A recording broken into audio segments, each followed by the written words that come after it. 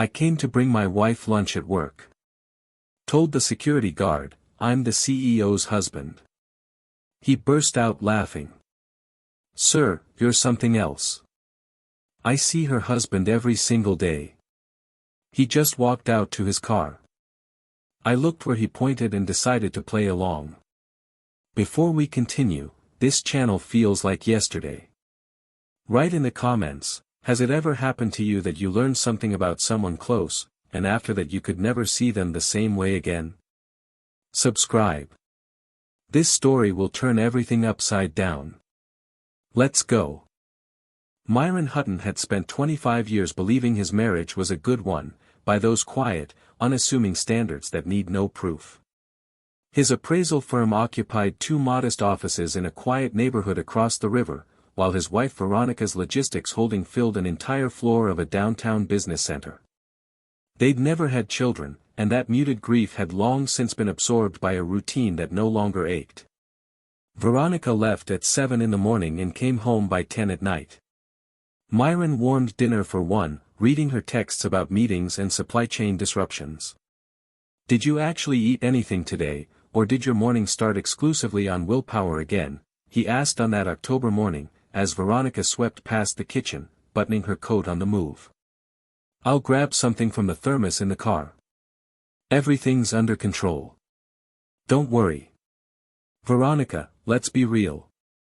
A double espresso on an empty stomach isn't breakfast. It's just an aggressive liquid illusion you're feeding your poor stomach until lunch. And a remarkably effective illusion that saves me a solid 30 minutes in morning traffic, she called back from the hallway, and the door banged shut.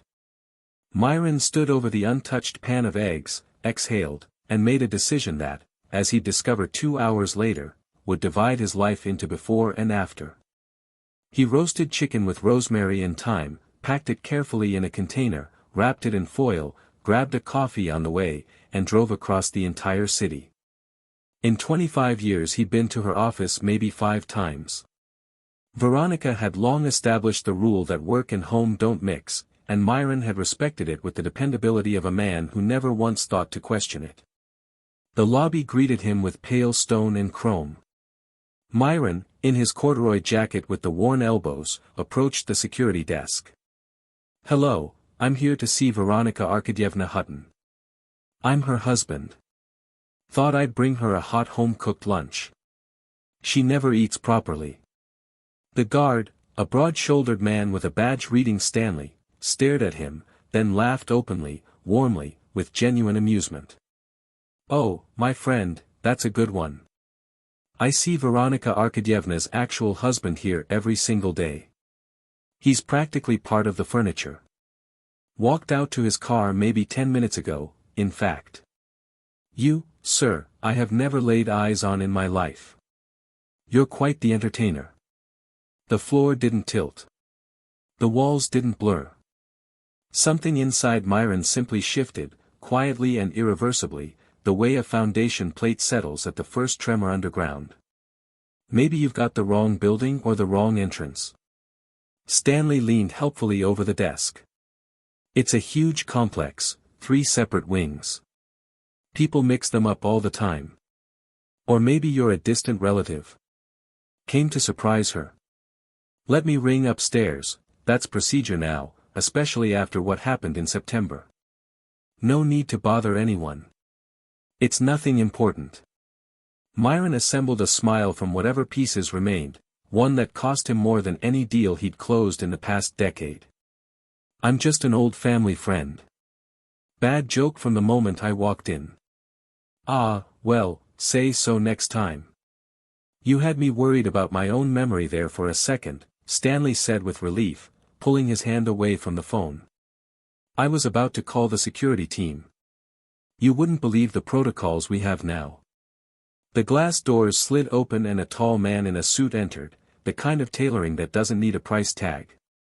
Stanley brightened. Viktor Dmitrievich, good afternoon. Veronica Arkadyevna is up on her floor. Head on up. And, this gentleman brought lunch. Could you take it up for her? Viktor turned to Myron. Not a flicker of confusion. Not a trace of guilt. Just a brief, sharp appraisal, the look of a man who knows exactly who he's looking at. Are you here to see Veronica Arkadyevna on business, or strictly in a culinary capacity? His voice was smooth, perfectly calibrated. Just dropping off a home-cooked meal before it gets cold. Roast chicken with herbs, she loves it. And a coffee, if it still has any warmth left. Absolutely, my pleasure. I'll bring everything straight to her office.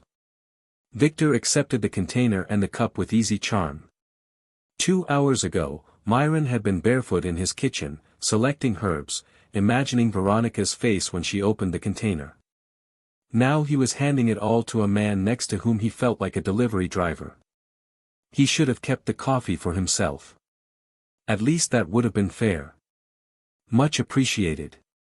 Victor nodded with the courtesy of someone who feels absolutely nothing, and moved toward the elevators. Come back anytime with more home cooking. Stanley called after Myron. We're always glad to see you. Myron walked out to the parking lot, sat in his car, and didn't move for 14 minutes. He checked the timestamp on his phone afterward. Kazan beyond the windshield was the same as always, yellow maples along Dekabristov Street, the flow of traffic, a woman with a stroller at the crosswalk. Nothing had changed. That evening, Veronica came home at 9:30. She dropped her bag on the hall table, kissed him on the cheek, switched on the kettle, all habit, all routine. You know, said Myron, as if he were scrolling through the news on his tablet, I was thinking about our morning argument over breakfast, so I swung by your office today. Wanted to surprise you with a hot meal. Her hand with the spoon paused over her mug, a fraction of a second. You did? Really? That's so unexpected, and genuinely lovely. Though I was rushing between meetings all day, barely in my office, I never actually received anything.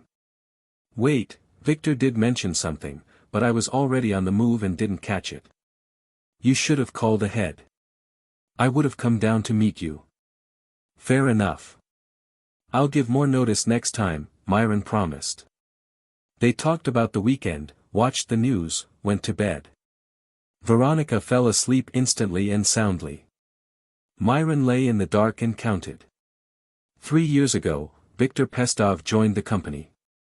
3 years of dinners at which his name had grown into their conversations, quiet, incremental, like background noise. Victor pitched a new scheme. Victor's easy to work with. Victor sorted it out with the suppliers, gradual, imperceptible, until it was as unremarkable as the hum of the air conditioning. In the morning, for the first time in 15 years, Myron didn't go into the office. He waited until Veronica left, then opened the drawer of her home desk. The receipt surfaced in a stack of invoices. Ember and Vine, their restaurant, where they'd celebrated their anniversary 3 years running. Dinner for two, 6 weeks ago. 2 entrees, a bottle of wine. No appetizers, no dessert, nothing that read like a business dinner with a client. That evening, Veronica had told him about a meeting with a supplier from out of town, in just for one night. He went through the bank statements line by line, pencil annotations in the margins, the same way he'd reviewed financial documents for 2 decades. Lunches at restaurants on days she'd supposedly eaten at home. A gas station on the far edge of the city, nowhere near the office or any regular route. A bookshop purchase on a Tuesday afternoon, during work hours, even though she'd been saying for years that by the time she got home she had no energy left to read. Just before 2, Veronica called.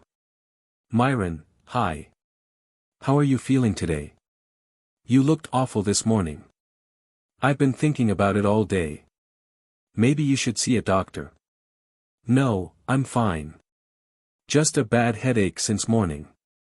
Decided to lie low and rest. Feeling better now. A pause. Hey, that out-of-town client you had dinner with. Did the contract end up coming through? A beat, the length of one pulse. Oh, that whole thing was a fiasco, honestly. She went with a local firm in the end. Can you believe it? After all that time, she changed her mind at the last minute. Disappointing, but what can you do? Yeah, said Myron. Life is full of the unexpected. He hung up, and made a neat checkmark next to another line in the statement. The lie built on the lie. Veronica had even added texture, the frustration, the wasted time, as if she'd constructed an entire narrative around a dinner that never happened. Her laptop had been left open on the kitchen table more and more often lately. The screen wasn't locked. A notification appeared on its own, an invitation from Viktor Pestov. Dinner tonight, 7 p.m. sharp. Spices and Joy.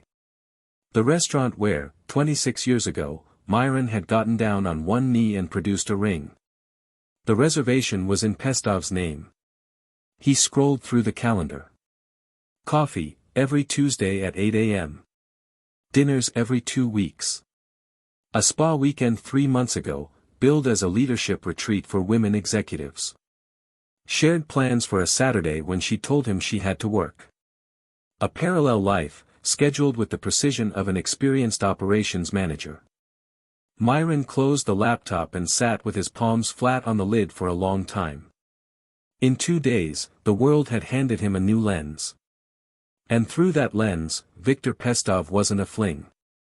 Wasn't a slip, an impulse, a mistake. The regularity of the meetings, their careful structure, that spoke a language Myron understood better than any other. The language of a system. This wasn't an affair. This was a fully operational second life, one in which he had been assigned a role he still couldn't bring himself to name. That same evening, Veronica came home 2 hours earlier than usual in a black dress he recognized from the back of the wardrobe, still in its garment bag, because she always said it was too formal for a weeknight. Listen, I just had a spontaneous idea, she said, appearing in the kitchen doorway with that light, faintly apologetic tone he used to find charming. What if we went out? Somewhere nice. Right now, drop everything, just go. Midweek, no reason. You pick anywhere you like. Myron, sitting at the table with a cooling mug of tea and his open laptop, was momentarily speechless. The calendar notification was still behind his eyes, Spices and Joy. 7 p.m. Reservation, Pestov. He had already opened his mouth, and the first syllable of the restaurant's name was on his tongue, but at the last moment he pivoted, with the reflex of someone swerving from oncoming traffic. Since we're apparently having an impromptu city evening, right here in this kitchen, what about that new sushi place on the waterfront? I've been meaning to go for 2 years. I kept waiting for the price of rice to drop. Oh, perfect. I've heard such good things about it, people say the sushi is phenomenal. Veronica reached for her phone enthusiastically. Myron exhaled, internally. One more second, and he'd have said the name of the restaurant where she was meeting another man. She scrolled, frowned with practiced regret. Wait, oh God, I'm a complete disaster. I completely forgot. I have an emergency Zoom at 9 with our supplier's head office. Some crisis with the contract. There's no way to push it. She looked at him. Myron, I'm sorry. I'm the worst wife today. Can we do tomorrow instead? I promise I'll be free. Of course. Force majeure is force majeure.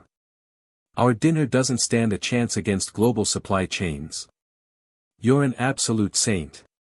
The most understanding person alive. She blew a kiss in his direction and disappeared to change. 10 minutes later she emerged in a different outfit, business adjacent, but with the earrings she only wore for special occasions. Myron watched from the kitchen window as her car pulled out, not toward the office, but toward the bridge. An hour and a half later, he drove past Spices and Joy on a nominal errand to the grocery store. Her white SUV was in the parking lot, alongside a dark sedan.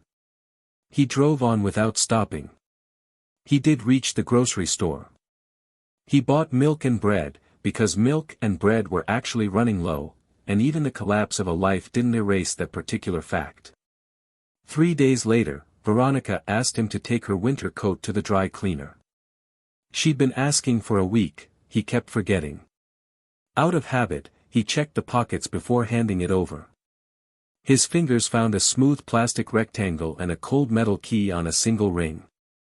An electronic fob from a residential complex. A standard key with a branded tag engraved with a building name and apartment number. On the other side of the river, across the city, in the opposite direction from everything. They'd paid off their own home 6 years ago. Neither of them had any reason to hold a key to someone else's apartment. That same afternoon, while Veronica was at a client presentation, Myron sat in his car on the visitor parking lot of a quiet, well-kept residential complex, the kind chosen by people who prefer not to draw attention. He held the key fob and waited, not quite sure what for. The answer arrived in a dark sedan. Victor stepped out carrying supermarket bags and a dry-cleaning pickup, walked into the building with the ease of a man coming home. 20 minutes later he came back out without the bags, got into the car, and drove away. Myron waited 5 more minutes. The fob opened the lobby door. The key fit the apartment on the 2nd floor. He'd expected anything, a studio with bare walls, a furnished sublet. What he found behind the door was a home. Fully furnished. Lived in. Books on the shelves. Decorative pillows on the sofa, not the ones from their house, but new ones, ones he'd never seen. A vase of dried carnations on the kitchen table. A cactus on the windowsill with a handwritten tag, "Don't water me, I've got this." He saw the photographs on the living room shelf. Veronica and Victor at a company New Year's party, his arm around her waist. The two of them on a southern coast somewhere, tanned and relaxed, she in a summer dress he didn't recognize, him kissing her cheek, her laughing. On her left hand, no wedding ring. She never took it off at home. In the bedroom, their clothes shared a wardrobe. His shirts on the left. Her dresses on the right. On the dresser, her perfume beside his cologne. In the bathroom, 2 toothbrushes, and the expensive face cream she'd told him, 6 months ago, she'd stopped buying. Myron, it's way too much for everyday skincare. No point spending that kind of money right now. On the kitchen counter lay a tablet. Over the next half hour, the appraiser in him ran on autopilot. Folders of files. Property listings saved under Victor's name. A curated folder of international travel destinations. A business expansion plan for the logistics company, Victor listed as CEO, Veronica as president. In the deepest folder, a scanned memo from a legal consultancy. 2 consultations with a divorce attorney over the past 4 months. A strategy for asset division in cases involving significant joint property. Preference for a domestic lifestyle may be characterized as social withdrawal. Satisfaction with a small business as a lack of ambition. Contentment with a modest standard of living as an inability to match the professional standing of the spouse. Every quality he had considered the foundation of their marriage had been methodically inverted and filed. Myron photographed the screen, took screenshots, and left the apartment, closing the door quietly behind him. At home, he opened Veronica's laptop. The messages confirmed everything. Timelines discussed with Victor, emails to the attorney about preparing for the inevitable transition. But what struck him hardest was a message to her sister, sent 2 weeks earlier. Myron has become very withdrawn lately, some kind of crisis, but he won't talk about it. I can't keep sacrificing myself indefinitely. Victor is a thoughtful person. He's been encouraging me to consider all my options. On Saturday morning, Myron came downstairs to find Veronica at the kitchen table in the robe he'd given her for Christmas, coffee in hand, scrolling through her phone. He set the printouts on the table between them. She looked at the papers, then at him. On her face, Myron saw neither fear nor shame. Something closer to relief.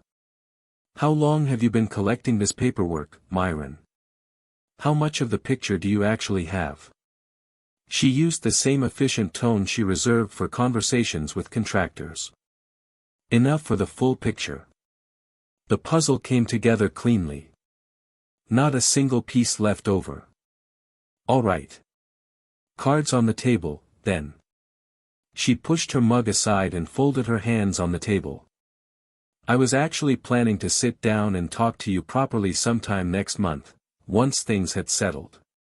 You've just moved our timeline up a little with your detective work. Moved the timeline up, that's a striking way to phrase it. 25 years together, and you've turned this into a production schedule. Feels less like a divorce and more like handing over a construction project ahead of deadline. Veronica sighed, not with guilt, but with the exasperation of someone forced to explain the obvious. Let's skip the theatrics. Our marriage effectively ended years ago, and we both know it, if we're being honest with ourselves. You just kept constructing an illusion of stability and refused to see what was right in front of you. How many times did I suggest we travel properly, see the world? You always waved it off, too much work. I suggested you scale up your practice, grow it. You said you were comfortable as you were. I talked about moving to a better neighborhood, and you said you liked it here, it felt like home. Myron, you chose to stand still. And I have one life. I don't want to stand still. And to avoid standing still with me, you opened a branch of the family on the other side of the river, complete with a personal attorney, a full inventory of assets, and a replacement business plan. Logical. Textbook risk diversification. Yes. That's exactly why Victor came into my life. She said it without defiance, more with tired directness. He genuinely inspires me. With him, I feel like I'm actually living, not just working through a schedule. With you? With you I always felt safe. Like having a solid wall at my back. I told myself for a long time that kind of peace was enough for happiness. She paused. As you can see, it wasn't. And now I discover that my habit of reading in the evenings qualifies as social withdrawal. That a stable, debt-free business means a lack of ambition. That not buying a Swiss watch on borrowed money means failing to match your professional status. Your attorney is genuinely gifted, the way they've reframed an ordinary family life into a clinical case study. That deserves some kind of prize. I did read the file correctly, didn't I? If you want to know the truth, I was trying to protect you from a reality you weren't psychologically ready for. Right. 2 years into a relationship behind my back, simultaneously drafting the asset division, that's what we're calling protection of my peace of mind now. Remarkable. Veronica tapped the table with her fingers, that familiar rhythm that meant she'd already mapped out 3 versions of this conversation. Let's stop. Here's what matters, Victor and I plan to make things official around New Year's. Small ceremony, close family. And I genuinely hope we can keep this civilized, no courts, no spectacle. A beat. Myron, honestly, you'll be better off without me. You'll keep your firm, your books, your quiet life. Nobody pushing you to meet some standard you never signed up for. You'll probably be happier. Then I won't disrupt your holiday planning. Monday morning I'll find myself an equally sharp attorney. Let the 2 of them compare ambitions. He stood up from the table. I really am sorry it came to this, Veronica said. Her voice carried the polished, detached regret of someone announcing the closure of an underperforming branch. Myron walked out of the kitchen and stopped in the hallway. Victor, hi. So, he knows. He found the papers. Her voice had changed entirely, warm, alive, full of energy that hadn't been present for a single second of their conversation. No, it's fine. Surprisingly calm, no shouting, nothing broken. So we can move forward on the documents. No, I'm telling you, he wasn't even angry. You know how he is. Yeah. All right. Miss you. See you soon. Myron sat on the edge of the bed and stared at the wall for a long time. The woman who had once loved him, if she had ever existed, was gone. Over 25 years, he hadn't noticed when someone else had quietly taken her place, a person capable of accepting his care each evening while running a parallel system of replacement, calibrated with the precision of an operations plan. Monday morning, Myron sat across the desk from Anton Amreev, an attorney he'd crossed paths with through property valuation work. Instead of the usual chaos of loose documents, he placed a structured dossier on the table, color-coded dividers visible along the spine. Amreev opened it, lifted his glasses, and stared at the neat tabs. Each category of joint expenses was labeled by hand with dry precision: our restaurants. Their restaurants. The apartment, surprise. The attorney paged through it silently for 3 minutes, studying the charts, then leaned back and shook his head slowly. Myron Evgenyevich, I've seen everything in 25 years of practice. Clients typically walk in with crumpled receipts in a grocery bag. You are the first person whose divorce is documented more thoroughly than my own firm's annual report. You're an appraiser, I take it. I'm just accustomed to keeping the debits balanced, even when someone else walks off with the credits. Well. You've assessed your marriage exhaustively. Amreev removed his glasses and polished them on his tie. Let me be direct. Her strategy assumed you'd arrive in court knowing nothing. The fact that you've assembled all of this before she files, that changes the entire game. How much does it change? She planned to portray you as withdrawn and unambitious. Instead, you're bringing me 25 years of spotless business practice, a stable company, and documentary proof that marital funds were used to maintain someone else's household. Article 35 of the Family Code. Dissipation of joint assets to the detriment of the family. This is serious, Myron Evgenyevich. Myron nodded and slid the tables forward. The numbers spoke for themselves.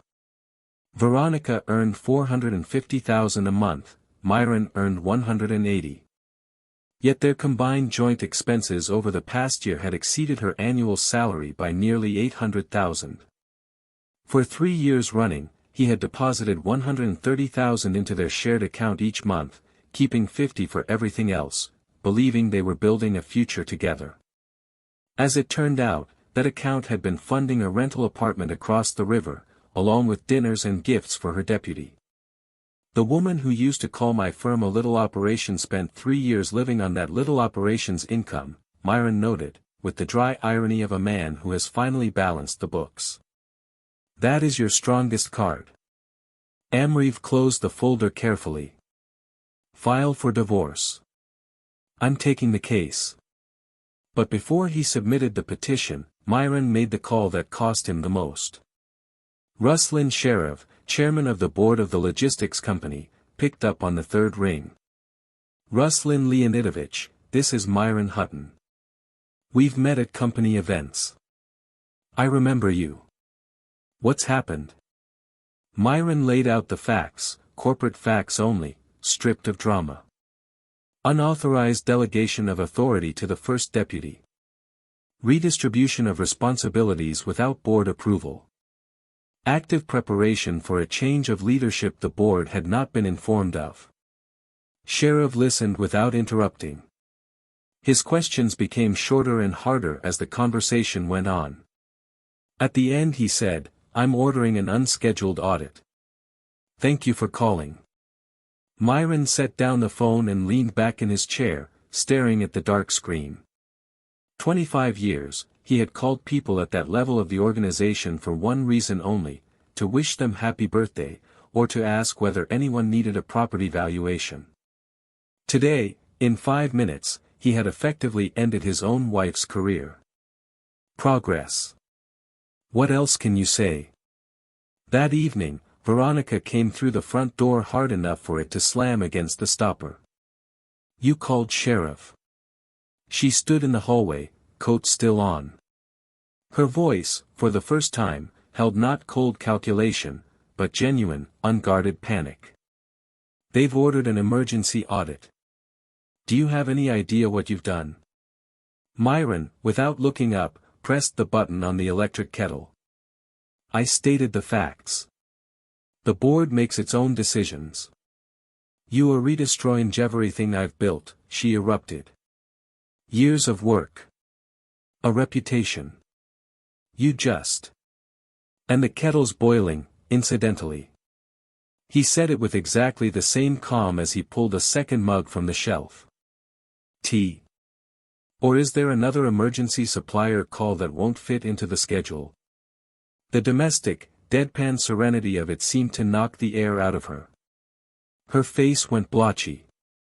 Restructuring is a standard corporate process, she said, her voice rising. There's nothing illegal about it.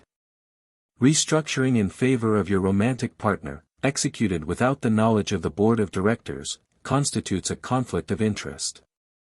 That's not a standard process. Veronica went quiet. Then, in a different voice, lower, more careful, what would it take to make this stop? Nothing. You set it in motion when you chose to live a double life. Now we're all dealing with the consequences. She stood in the middle of the hallway, and Myron watched as, for the first time in 25 years, she had no idea what to say. Not because she'd run out of words. But because not one of her scripts was working. The following morning, he filed the petition. 6 months later, the divorce was finalized. Myron kept the house, the one he had, as it turned out, been paying for all along. Veronica received her share of savings, minus the amounts the court officially recognized as dissipation of marital assets. Inside the company, the audit made waves. No criminal violations were found, but what surfaced was sufficient for the board to undertake a full restructuring of its own. Their mutual acquaintance Ksenia described the key moment later with visible relish. You won't believe it, Viktor Dmitrievich walked in that morning in a brand new suit. Clearly expecting a promotion. He was practically floating. And instead of a promotion, they handed him a cardboard box for his personal effects, right there in the office. And Stanley the security guard, the same one who turned you away at the front desk, remember? Walked him all the way to his car, carrying the box. And at the elevator bank, Stanley looks at him and sighs, so you're not the husband after all. These things happen. City of contrasts. Veronica wasn't fired, but she was put on a short leash, probationary status, reduced authority, a new operations director signing off on her every move. From the owner of a holding company, she became an employee under closer observation than a first-week intern. The handover of the apartment across the river became something of a cinematic scene.